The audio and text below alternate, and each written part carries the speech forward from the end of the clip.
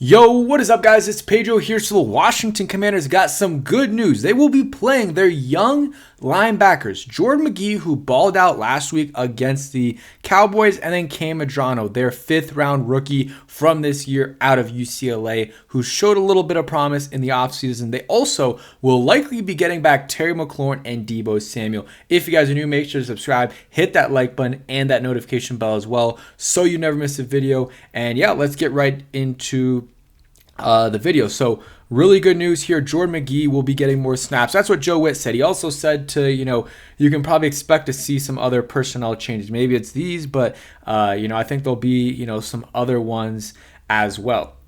So Jordan Magee actually had a decent game last week against the Dallas Cowboys.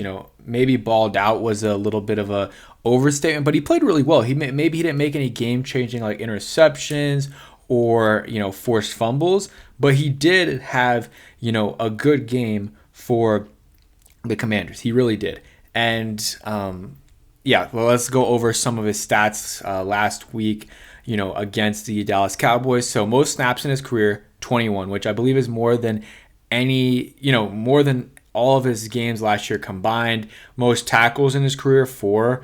Most line of scrimmage stops in career, and then allowed 2 catches for 4 yards, 6 coverage snaps, 87.7 defensive grade. This is from PFF. You got to take it with a grain of salt. I'm not a huge PFF guy. I usually like to match it with kind of the eye test, but then again, you're kind of with that, you're picking and choosing what you want to say is a good grade by PFF and what you're going to say is a bad grade. So, but I think Jordan Magee did have a good game. If you want to see the his full game, shout out to Red Zone in the Lab here. Do 6 minutes and 20 seconds of Jordan Magee tape. But he had a good game for the Commanders, and we've been seeing this from him.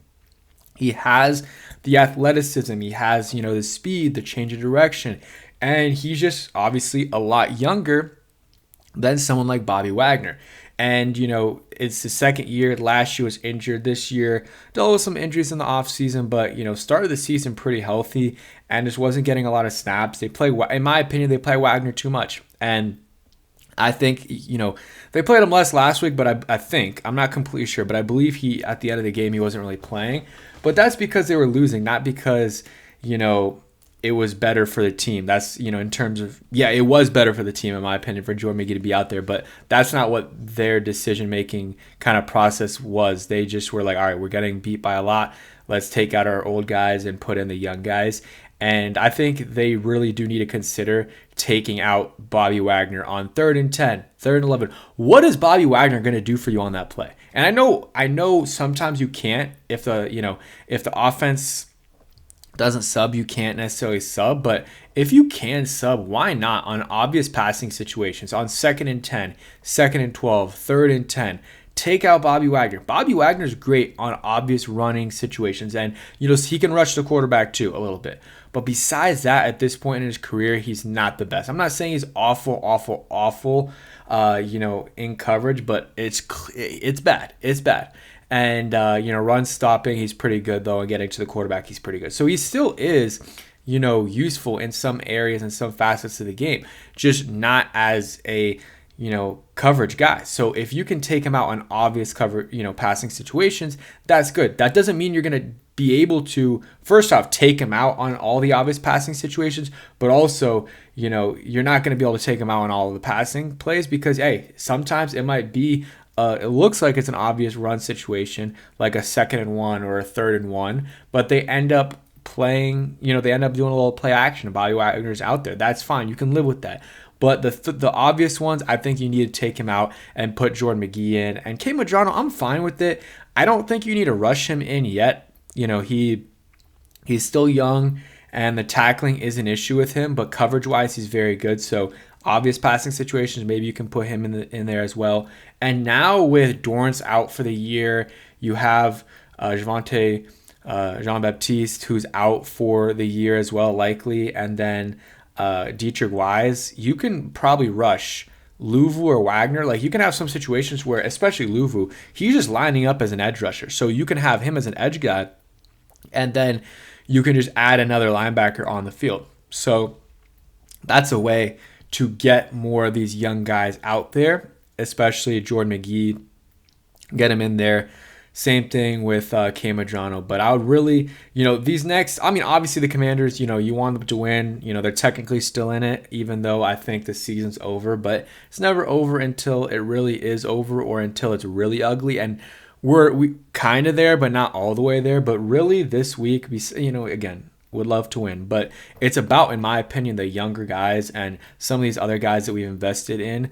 Let's see how they do. So like guys like Jordan Magee, let's see what he can do. Can he be a part of this linebacking core in the future? If he can, that's great. You got a linebacker and you got a young one. You got a guy that you have under contract for 2 more years. Let's see what Jalen Lane can do. Let's see what Luke McCaffrey can do.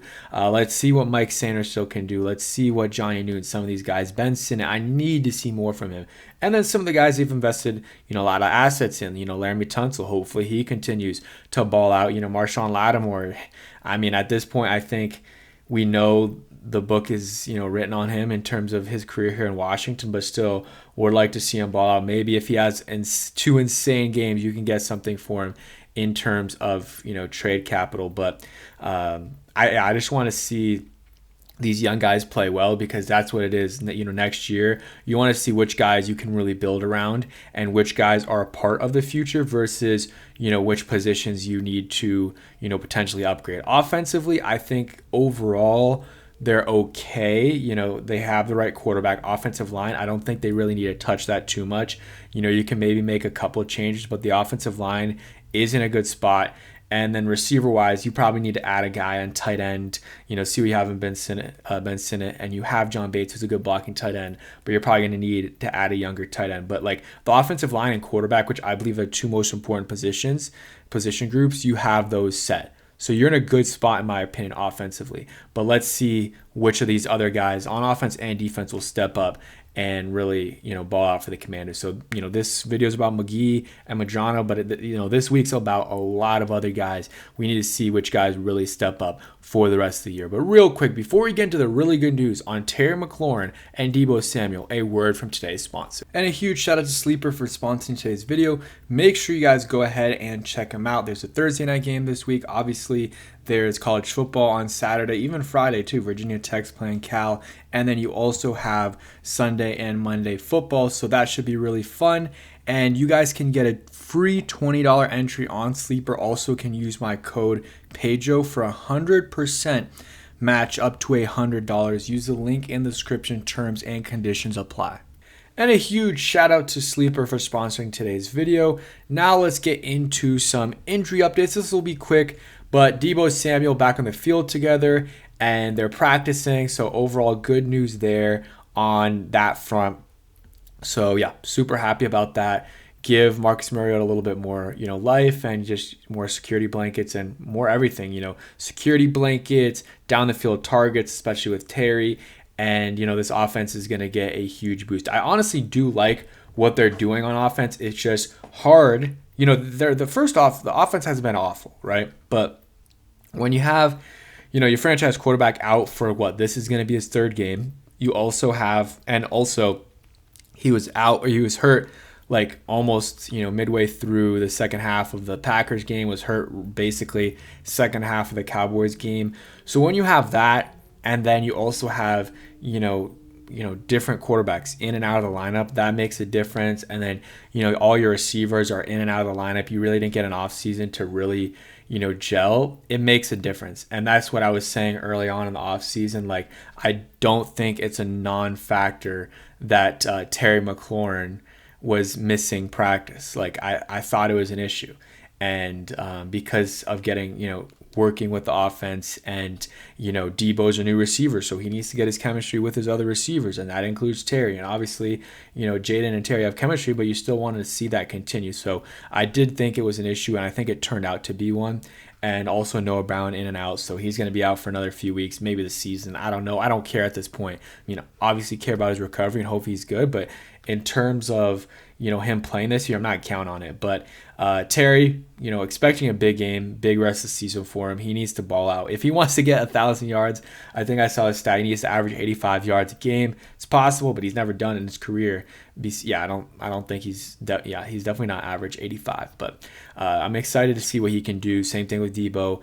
And, I don't think we're going to win this game. My early score prediction is 34-24 Kansas City Chiefs. I think they'll get the win, but let's see what we can do. Let's see what the young guys can do. And that's really what matters. That's what really matters going into next year. I'm not saying it's a lost year, of course, because at the end of the day, you still have Jaden Daniels who, can ball out for you when he comes back. But, it is going to be a tough road for them. But that's it for today's video. Hope you guys did enjoy. If you did, hit that like button, subscribe if you guys new, and peace.